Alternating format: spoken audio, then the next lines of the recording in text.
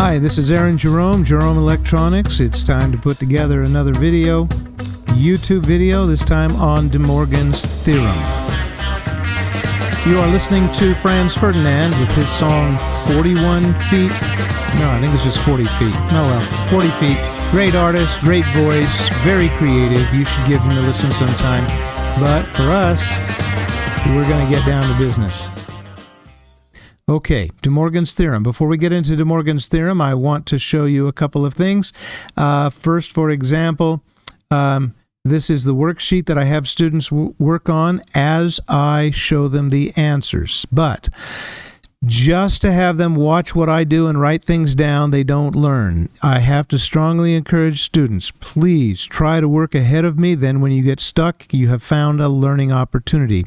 It's better to have the question in your mind when I give the answer than it is to not know that there was a question about it. It's best to work ahead of me on these things, pause the video if necessary, and work on these equations, but probably not right away. Don't start until I've actually explained Demorgan's theorem. On the back of this sheet is this sheet, which is where we're going to pull out an unsimplified equation, simplify it, and then make the simplified circuit or simulated circuit.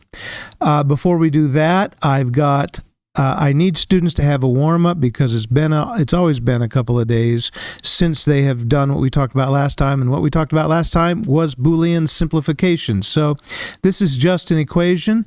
In this case, I'll either print this or just have them write it down and say, okay, here's your initial equation. Well, your initial expression, it's not equal to anything.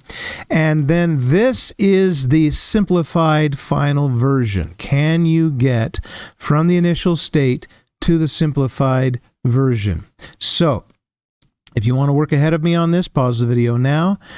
But I'm going to be talking about how it's done. First of all, looking at these, when you have two groups of terms inside parentheses, a group of, if you have a term inside of parentheses, it's pretty obvious that you want to factor these using the FOIL method. And if you're not familiar with that, you should probably practice that a little bit. We practiced it a lot last time. FOIL, that means multiply the firsts, outsides. So here's the first terms multiplied. O means multiply the outsides. And we're, of course, adding all of these multiplied terms together. Then they multiply the inside, and then finally multiply the last terms. And we have just factored these two parenthetical relationships. Okay, so what do we do now? Well, I'm looking at this thing, and I'm thinking, okay, I've got duplicate W's here. Whenever we have duplicates, we can get rid of one of them, so that's what I'm doing, reducing the two W's down to one. Now, looking this over, the next thing that seems kind of obvious is that there are W's in the three first terms. So I'm going to factor out a W, and then what's left, that one that's inside the parentheses, that is a placeholder in case we wanted to go back the other direction that we came from and get the same original equation. That would be if we wanted to distribute the W through, would we get the same thing? We must have that one there to be able to be it's a placeholder that puts things back. But it's also a very valuable one because 1 plus anything is the same as just 1. So we can just say what's inside the parentheses there is just a 1. And of course, it's kind of obvious. 1 times W is just W because 1 times anything is just what the anything was. Okay, so now we can drop that 1 and we have the result, and that is the final result for this simplification. So that is a nice warm-up. If it's been a long time, I might actually have students do other warm-ups. Here's another suggested one. This is another suggested warm-up. This is actually, what is this? It looks like we're doing the consensus theorem. For a couple of test questions I give students, and for another way to solve things, we sometimes alert students to the existence of using reverse consensus theorem. You know, anything added to its opposite times anything else, you can eliminate the opposite. But that also means you can insert another variable right here as well. Okay, so that's just showing how the reverse consensus theorem works. This is another equation that I might have students do. I would pause right here. We'd all give it a try, see if they can get it. This year I've been skipping all of these because we've actually been through a lot of these kinds of problems twice by now. So I'm just going to show them. Here's one called Dog Z that I like to throw at them just as a surprise thing at the beginning of class.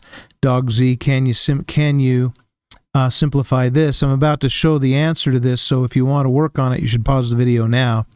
So what I'm going to do is record this, and then I'm going to factor out of these two terms. I'm going to take out OG because they're the same and the D's are opposites. And over here, I'm going to take out the not O and the not G because, again, the D's are opposites. And, of course, when there are opposites within the terms, one has to be a 0, one has to be a 1, and 1 plus 0 is always 1. So anything multiplied by its, that says multiplied, it should be added to its opposite equals 1. So the 1, I guess it is just saying what the next step is. So anything, we'll move on. Anything multiplied by 1 is just x, so the 1's drop away. Okay, now it looks to me like I have an O that I can pull out of these two. That would be my guess for the next direction to go, factoring the O out, and we have G and DG.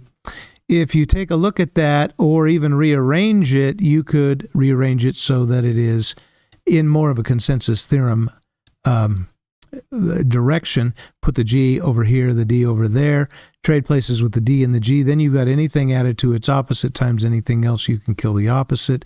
When you do that, you get this. That G went away.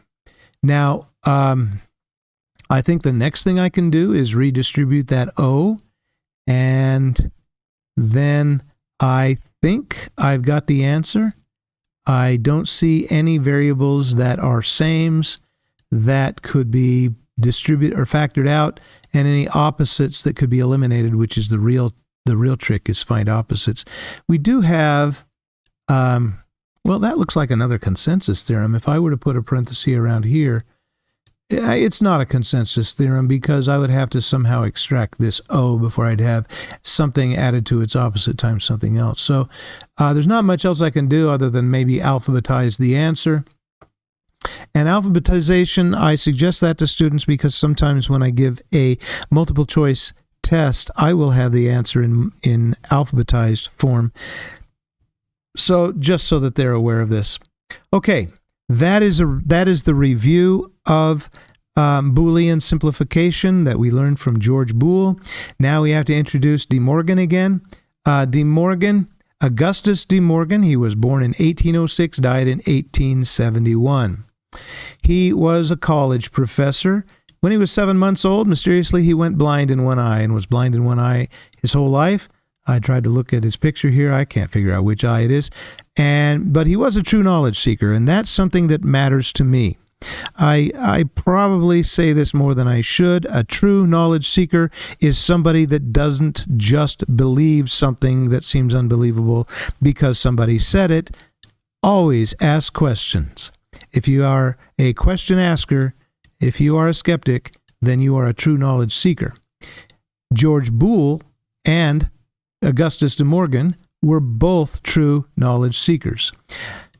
Augustus Demorgan was passionate about algebra and logic and famous for his formulation of De Morgan's laws. There are two of them. They are also known as De Morgan's theorem, or sometimes I refer to them as just demorganizing a term or an expression. Okay, so De Morgan's theorem. In formal language, the rules as written looked like this originally. If you look closely at this, you can see this symbol, the sideways L, really is a not symbol, and we've been drawing it as a line over the entire term here. Here's one inside the parentheses. That means this P is knotted. That means this Q is knotted separately, individually. The up pointing caret means and the down pointing caret means or. And of course, these two are, everything on this side is equivalent to everything on this side. Everything on this side, even though different, notice the carets are different directions, are equivalent to everything on this side. And here we are talking about those variables. That's the not, that's the and, that's the or. That means can be replaced with logical proof, but is also read as if and only if. And of course, there's a lot of information here. And really, this is more complicated than it needs to be, but this is how Augustus Demorgan wrote it. So I decided maybe I need to make it easier. So I did some more research, and I found this as the rules, Demorgan's rules expressed in English as the negation of a disjunction is the conjunction of the negations, or the negation of a conjunction is the disjunction of the negations. I think it needs to be easier than that. So I've decided, okay, let's talk about what it actually means here for a second. I've got two terms here. The first term is, put that back. The first term is A times B, the whole thing is knotted. And the second term is not A plus not B, the whole thing is not knotted.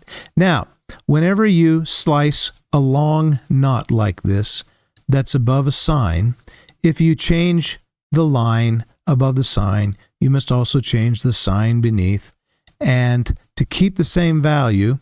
And so that's what I did. I changed the line, I changed the sign. Notice, when I did that, these two terms became absolutely equal to each other. They're the same thing. I can also change them around as well. I can join two knots. I can actually put a line over the sign. And when I do that, I also have to change the sign beneath. And by now, it should be kind of clear that the opposite of plus is multiply, and the opposite of multiply is plus, and that's why we're doing it. Okay? So De Morgan's rule, if you need to change a line, you must also change the sign. Now that is much easier to remember, but there's even an easier way to remember this. If you want to change a line, you must also change the sign. Change the line, change the sign.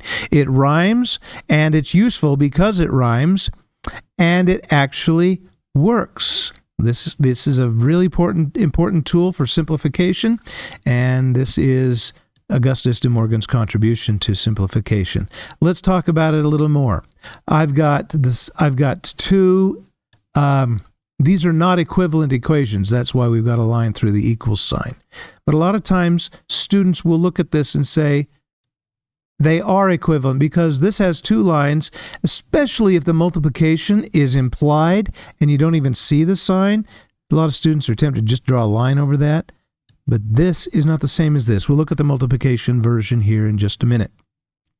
What does it really mean? Well, I've got two OR gates down below, and these two Boolean OR expressions are different in this way when you think about them as gates.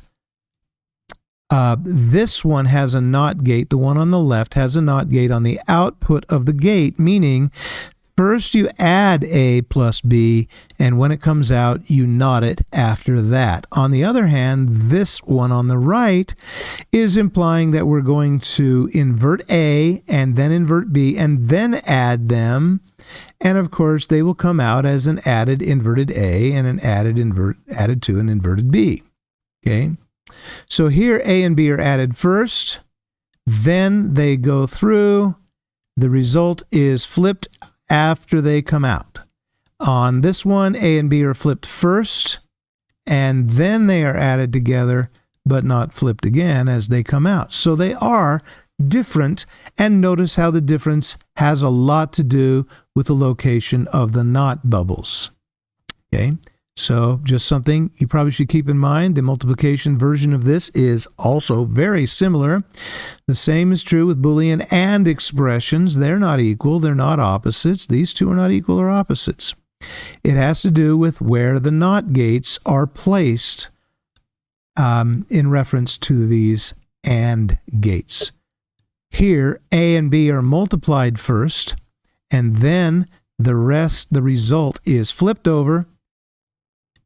And here, A and B are flipped first, and then they are multiplied.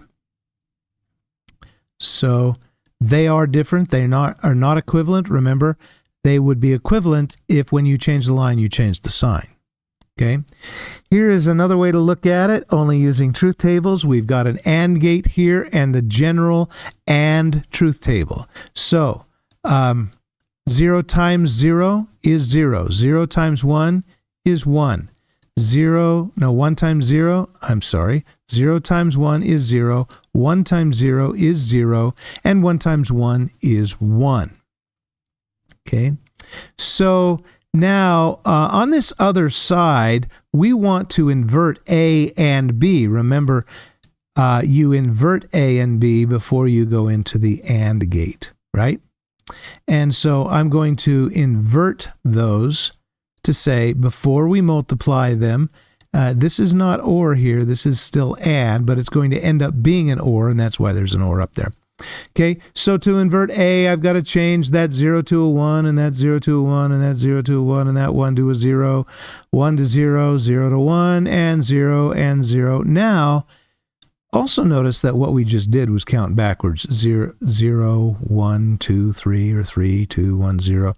Okay, now we're going to add them together now that we've done this. So we're going to add A plus B. 1 plus 1, that's, I'm going to add the not A plus the B. 1 plus 1 is 1. 1 plus 0 is 1. 0 plus 1 is 1. And 0 plus 0 is 0. Now, if I were to take this AND gate and invert the output of this AND gate, what I would have is another column, and there's the same result, only this time it's going to be knotted after the work has been done.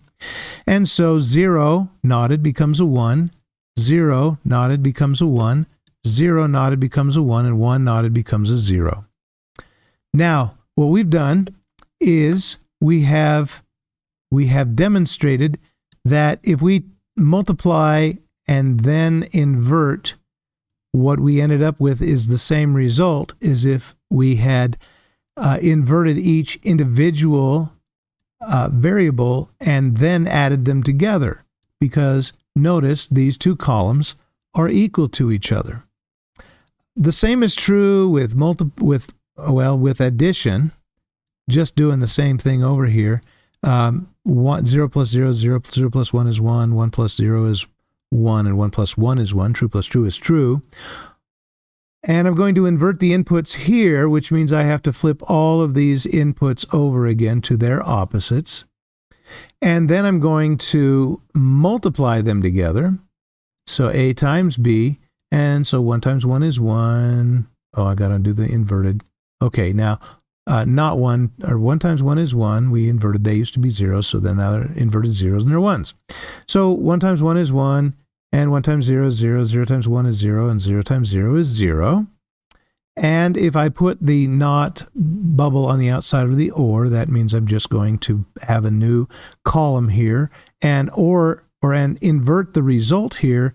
So 0 inverted is a 1, and 1 inverted is a 0, all the way down. And notice that these two have become equal to, meaning that this is equal to this as long as you invert the inputs. Now, that's a lot of explanation that you really don't need to know that much about, because really, change the line, change the sign, right?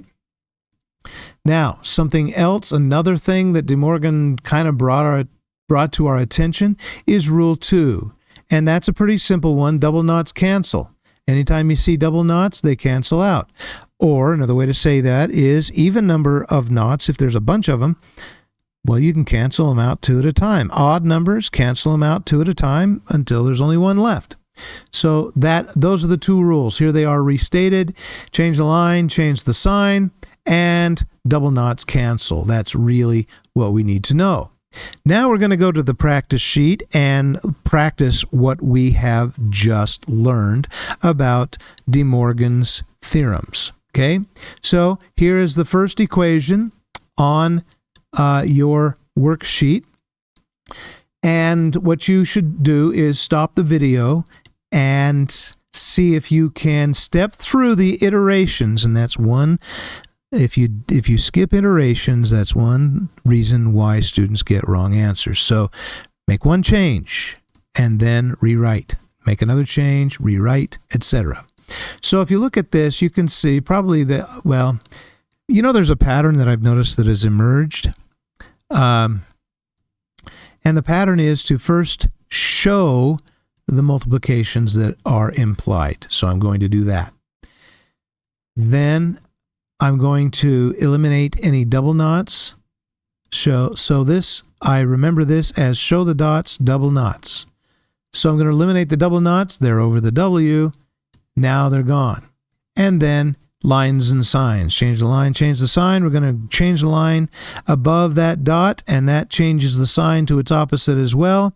And so we have simplified this completely and demorganized it. Probably more demorganized than simplified. Hopefully you figured that out before I told you the answer. If not, you can pause the video and get a head start on the next one, which is here. Another basic, simple one. Probably pretty easy. Pause the video. And now I'm showing you the answer. So this time we have double knots, but we don't have to show any dots. Okay, so we're going to start by dealing with the double knots. Then change the line, change the sign. And that pretty much, and then we're going to hide the dot for our final answer, imply the multiplication there. That is our final answer. Okay, here's another one. You want to pause the video now. Okay, here comes the answer. Show the dots.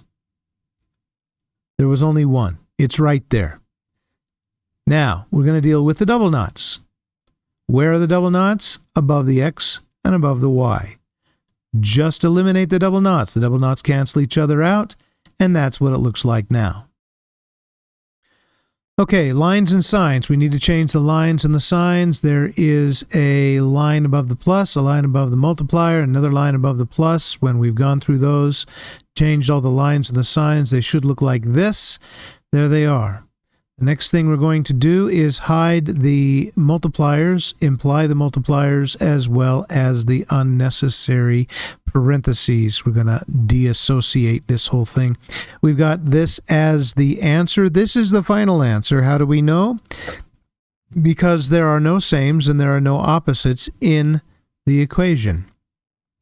If we can move the sames away from the opposites, and then we use the opposites to cancel each other out. That's how we know we're done. Okay, next one. Pause the video, and then I'll answer it in just a minute. Okay, the first thing I'm going to do is show the dots. The dots looks like there is one on each side of the X, it looks like. So put the dots in, and then we're going to change the lines and the signs. And so I'm going to change the line above this dot and change the line above this dot. Change the line, change the sign. Next, I'm going to deal with the double knots. Double knot above the W will go away. Double knot above the Y will go away. And then I'm going to hide or imply the multiplication and the parentheses. And I've got this. No variables are the same. No variables are opposites of each other. That's how we know we cannot go any further with this one. Here's another one. Pause the video.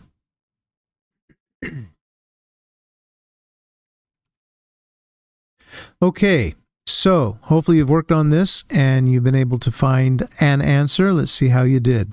First thing I'm going to do is show the dots. They are there. There's one between the X and the Y, one between the Y and the Z, another one between the X and the Y, another one between the Y and the Z. That's 4 of them. Next thing I'm going to do is deal with the double knots. Well, that means I can pretty much just erase these 2 long lines, leave one there above the plus sign, and reduce these 2 as well. Okay, so that's what it looks like when the double knots have been discarded. Next thing, lines and signs. Where are my lines and my signs? I've only got one sign, one line above a sign. So I'm going to change the line, change the sign. That's what it looks like. Now, it's curious that there are multiplications between everything. Let's hide those. And then it's probably obvious what needs to happen next. But to make it more obvious, I'm going to commute, meaning move around the variables without changing the value. So I put the x's, the x and its opposite next to each other, the y and its opposite next to each other, and the z and its opposite next to each other. And then if you remember that opposites cancel each other out. So that means the result of this whole equation is just 0. Would have been a big waste of time had you not simplified this. If you had tried to prototype the unsimplified version, it would have been a colossal waste of time because it does nothing. Okay, here's another one. Pause the video. Okay, we're going to start by showing the signs. There they are. A multiplication dot between each of the variables. Now double knots. Show the dots, then double knots. There are two sets of double knots above the W. One above this sign, one set above this sign, one set above this X. We will be eliminating the double knots above this sign, which means that sign won't change. Double knots above the Y, and double knots above the Z. So when we've eliminated all the double knots, they look like this. Next, we're going to change the lines and change the signs. That means that first dot will change and the line will vanish. The last dot will change and the line will vanish. So it looks like this. What do we do now? Well, probably we could just imply or hide the dot. Okay, and we have no opposites and we have no sames. We are done with this one. Here's another one. Pause the video. Okay, first I'm going to show the multiplier dots. I see 3 of them. There they are right there. And then we're going to change the lines and the signs. There are no double knots to deal with, so show the dots, double knots. We're not going to do the double knots this time. We're going to change the lines and the signs. There are 5 signs, and each has a line above it, so we'll change all 5 of them. That means the pluses will change to multipliers, and the multipliers will change to pluses, and the signs above them will be gone just like this. Hopefully you are approaching this by recording each iteration as I am, because if you don't, you make assumptions and you forget things. So this is it. Next thing I'm going to do is hide the dots.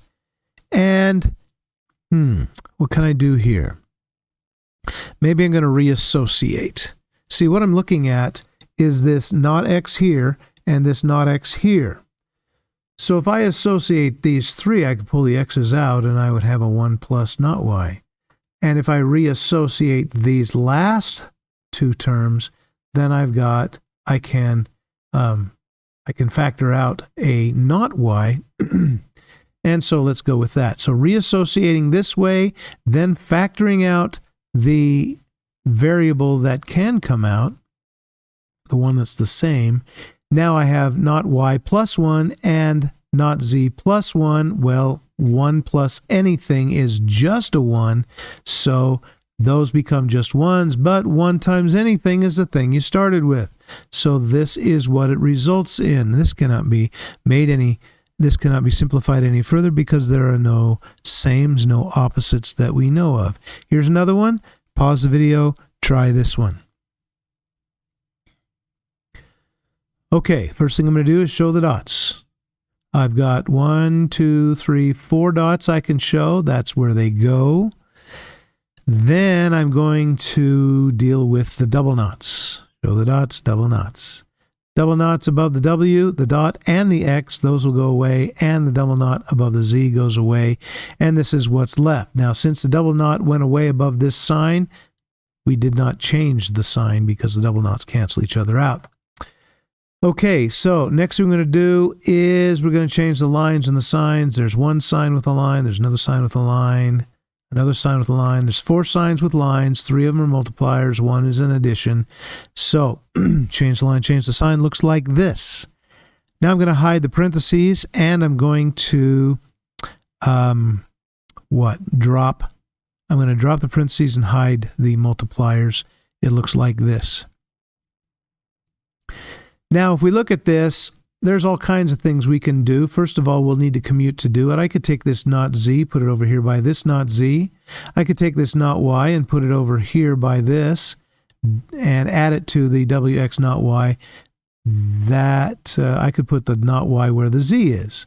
I could put this not w over on the other side. Make it plus not w plus w. That's a consensus theorem. Anything added to its opposite times anything else, the opposite can go.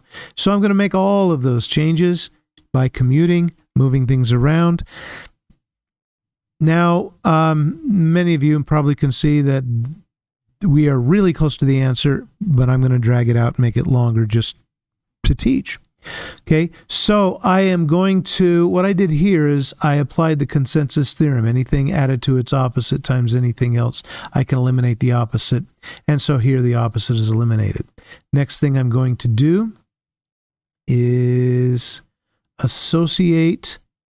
I'm kind of speeding it up by doing two things at once. I should probably do these each on their own iteration.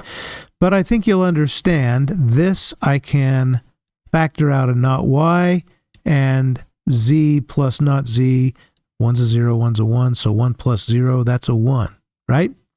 Factoring and combining, I've factored out the y. I've combined the two z's into a 1. 1 plus x is also just a 1. So that means I've got 1 times y plus 1. When you think about that, 1 times anything is just the anything. That means this one dropped out. We still have this one. And we should have realized way up here that this makes a 1, and 1 plus anything is just a 1. 1 plus anything is just a 1. So it's just a 1. That's quite a simplification. Here's another one. Pause the video.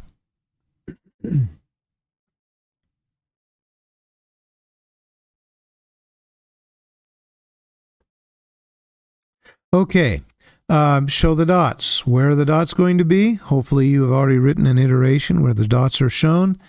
Okay, and there's only two. They're between the y and the z on the left side and the x and the y on the right side. Now double knots. Going to process the double knots. Maybe you've done that already. There's all kinds of opportunities to cancel out double knots. It should look like this. Once you've done that, there was a double knot above the y, they went away. Double knot above the sign, they went away. The sign does not change because the knots were canceled out. 3 knots above the z becomes 1 dot. 2 knots above the x just becomes x. Line above the sign, line above the z.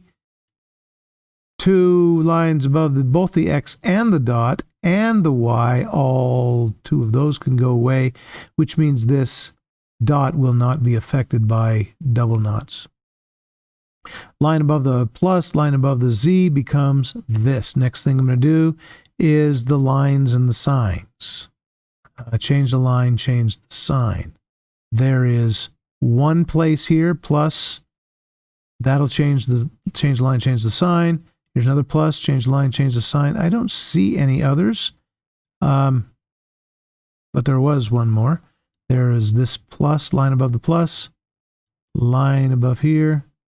And this line above here. Okay, so that's change the line, change the sign. Now I'm going to hide the multipliers, and it looks like this. What else can we do with this? Well, looking at it, I can see that I've got an x and a not z here, an x and a not z here, and not an x and a not z here. So oh no, it's an x and a not z. All 3 terms have an x and a not z, so I can factor out an x and a not z. When I do that, this, the only thing left is the y. This, nothing is left. I have to have a placeholder. And this, the only thing left is a not y. Well, if you combine the y and the not y, you have a 1. So you have a 1 plus 1. But then 1 plus 1 is 1. So you just have a 1. And 1 plus whatever you multiply it by is just whatever you multiply it by. And that is the final result. Aren't you glad you simplified before you tried to breadboard this thing? Here's another one. Pause the video.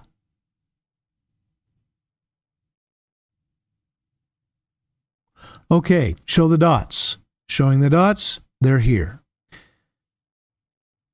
Next thing I'm going to do is deal with the double knots. That's what it looks like if I deal with the double knots. What's left? I got a line over two signs and a line over two variables. Lines and signs, converting the lines and signs gives me this. And I'm going to hide the parentheses and hide the dots. What can I do with this now? Well, I've got an X in all three. I've got a not Y in two of the three. What can I do? I can factor out of two of them. I'm factoring out the X, Y out of these two terms. What it leaves me with is a Z and a not Z. And that's a 1. And of course, 1 times whatever you started with is just whatever you started with. I can now factor out X's. The Y's will cancel each other out into 1s. 1 times X will be an X. So I'm going to factor out the X.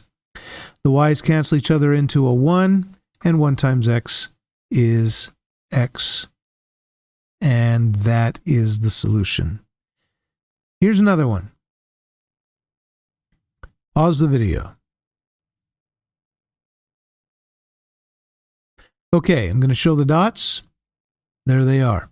There was a dot between the A and the C, between the B and the C, and between the parentheses, as well as another one between the B and the C.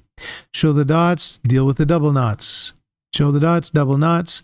Looks like I can take out these two long knots here. I got 2 knots above the C, and again 2 knots above the C. But that long line, a lot of it will stay. I've actually gapped that long line so you can see a little easier what the lines are above so that I can deal with lines and signs. This sign will change. This sign will change. This sign will change. This sign will change. This sign will change, as will this last sign. The first one will not change. Change the line, change the sign. Looks like this. There are all the signs that have changed. Now I'm going to hide the dots to see what I've got left and push that up to see what can we do with this. Well, probably just looking at this, I don't need these internal parentheses anymore. There's nothing I can do inside them. But these outer ones probably I ought to leave because it looks like I'm going to multiply something from over here across them. So what I think I'll do first is just distribute this A not C to the B and to the C. Distribute them. That's what it looks like. Okay, so now if you look at it, you see not C and a C. That's going to make a 0, and 0 times A is going to be just 0. That means that 0 goes away completely. All right, so now I'm going to hide those parentheses that I talked about before, and this is the equation that I am left with. I am going to distribute the A not C not B across the not A not C plus the B, the not B, and the C, and that's what it looks like when I distribute the A not C not B across the other term, or the other expression. Okay, now when I look at this, just looking at it, I can see, the A's are going to cancel each other out, and I could probably get rid of one of these C's because they're duplicates. I could probably get rid of one of these B's because they're duplicates, and the C's are opposites. That's going to make a 0 and cancel everything, so when you realize it, you commute it to make it a little easier to see. I've got the A's together, the C's together, the B's together. I've just alphabetized this thing. Now I can see these two A's are going to make a 0. Oh, I'm going to deal with the duplicates first. So the not C's, one of them will go away. The not B's, one of them will go away. And we have this. But now the opposites, A and not A, that's going to be a 0. C and not C, that's going to be a 0. And 0 times the rest of the stuff in that term makes the rest of those two terms go away. So now we have 0 plus A not B not C plus 0, but, those are zeros. They're nothing. So the answer is A not B not C. Hopefully you were able to come to that conclusion. If not, maybe you see where you went wrong and learn something from it. Okay, if you turn that page over, if I have printed them on duplicate sides, you will see this schematic on the back. And what we're going to do is pull the equation from the schematic. I just put pluses and dots, multiplier dots in to help us remember what they are. I'm going to plug in x, y, and z, and I'm going to pull the x through the NOT gate and get an x there. That's a y. When we add them together, they look like this. Pause the video, do the rest of them. Okay, back on. When you knot this term, pull this term through the knot, we represent that the whole thing has been knotted by putting a big line above it. All right, we pulled the y through. Y is there. Z is going to be pulled through, so we got knot y times knot z. That looks like this. And we're going to knot the whole thing. That means we put another line above it. And then we're going to multiply these two together. And then down here on the bottom, we have got knot y here. And we've got x here. We're adding those together, knot y plus x. Then we're going to invert them, which means we just put another line above them. And then, of course, we're going to add this term to these two terms, and that gives us our answer. But I'm a little nervous about this answer because there's a multiplication between these terms. I think I will establish parenthetical relationships to preserve those relationships, and then continue with whatever I'm going to do. Demorganize, that means I'm going to change the line, change the sign, and deal with the double knots. I'm going to do it from left to right this time, so the two lines above the X will go away. Change the line, change the sign for that plus. Nothing, I'm not going to do anything with that knot y, nothing with the multiplier between the two terms, but the two lines above the y will go away, and between the y and z is a dot. Change the line, change the sign. It looks like this. Two knots above the z makes just a regular z, and nothing with the plus, but two lines above the y, they go away. Change the line, change the sign for the plus, and then we've got a knot x, and I have hidden the dots. What am I going to do now? I'm going to distribute that red knot, that x knot y, across that term. And when I do, I notice that there are opposite y's. That means they're going to cancel each other out. And that means I got nothing over there. And now I can drop that plus sign because I don't need it, and all of the parentheses, and that is my solution. I can't go any further because I cannot pull any sames out of both terms in order to eliminate what's left within the association. Okay, so that's as far as we can go. What I'm going to do next, though, is I'm going to build the simulation circuit. The one you see at the top of the page is the simulation that is unsimplified. The one down lower is the simulation that is simplified. It's kind of upside down. I should have flipped it over maybe, but we're starting, this X is this X, and it's going into this. Look, these two AND gates are nested, making a triple input AND gate. So the output of this one is going into the input of this one. And going in first is X. There's the X. Y is knotted going in. There's the knot Y. The Z goes in below. So that makes X, Y, Z down here. And then Y is going into the top. And X is knotted going into the top. And that's what we have. Okay, so before I give up on this video, I want to talk about just a little bit about how simplifying has made life easier. I've got 1, 2, 3, 4, 5, 6, 7, 8, 9, 10, 11, 11 gates. 11 gates. If, you know, maybe they're 50 cents a gate. Well, 10 gates would be $5, and then another one would be $5.50. I should never be trusted without a calculator, but I think I'm right. Well, every 2 gates is $1. This one's going to cost $1, $2, $3, where this one's going to cost $5.50. Maybe that doesn't sound like a big difference in value until you decide that the prototype works and you make 100,000 of these for sales. That's when it becomes important. and that saves enough money to pay off a house. Okay, that's all I've got to say. All right, thank you for listening. This is Aaron Jerome at Jerome Electronics. I'll see you next time.